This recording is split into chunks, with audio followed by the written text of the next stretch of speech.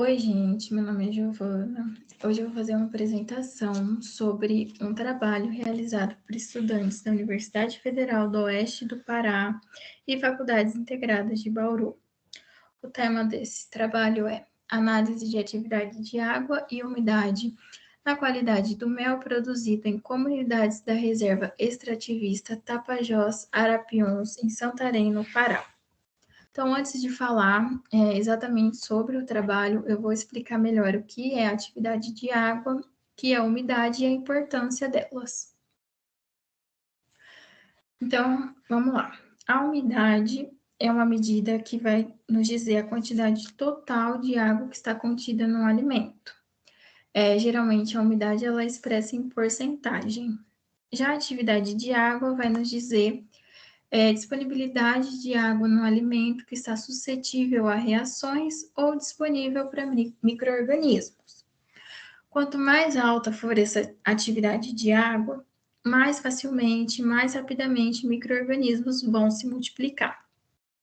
E também, outro fator importante é que quando falamos de atividade de água, devemos lembrar dos 3 tipos de água.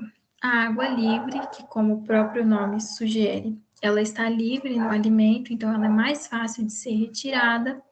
A água absorvida, que possui apenas uma fina camada entre as macromoléculas. E a água ligada, que vai ser a água que está ligada quimicamente às macromoléculas. Então, para os micro-organismos, a água mais interessante é a água livre. Então, a importância dessas medidas. A umidade, ela vai dar algumas características aos alimentos, como, por exemplo, a crocância. Então, quando falamos de crocância, nós lembramos de qualidade sensorial. E também o rendimento. Então, por exemplo, lembramos de alguns casos de empresas tentando fraudar a venda de leite, adicionando água, né, nesses leites para poder lucrar em cima disso.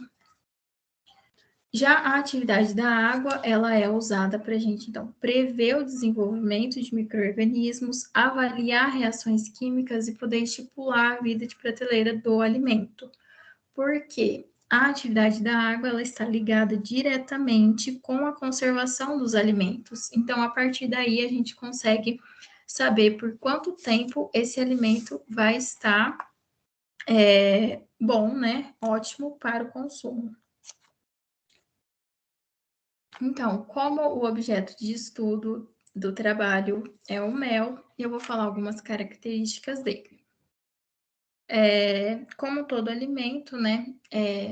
Ele vai possuir características que vão influenciar na sua qualidade. Então, nesse caso, nós temos cor, sabor, aroma, cristalização, umidade e atividade de água. Além disso, o mel ele apresenta um baixo teor de atividade de água, porque ele possui um elevado teor de açúcar. E por causa disso, ele vai apresentar uma maior busca, né? Vai tentar absorver mais umidade do ambiente. Além disso, o mel ele possui uma alta higroscopicidade. O que significa isso? Que ele perde e absorve água com muita facilidade. Uma curiosidade aqui que eu achei importante colocar é que não existe parâmetro de atividade de água e de umidade na legislação para os MEs. Então, para a conclusão do trabalho, foi preciso buscar esses parâmetros em alguns livros, tá? Então, aqui, o que foi avaliado, né, e como foi avaliado. Então, eles avaliaram atividade de água e umidade de méis produzidos pela Scaptotrigona sp, que são abelhas que não possuem ferrão, e pegaram esses méis produzidos em 3 comunidades, Solimões, Carão e Anã. Foram coletadas, então, algumas amostras de cada comunidade. Essas amostras foram armazenadas e transferidas para laboratórios da Universidade Federal do Oeste do Pará e da Unesp em Botucatu. E nesses laboratórios, então, foram analisados esses 2 parâmetros que eu já citei.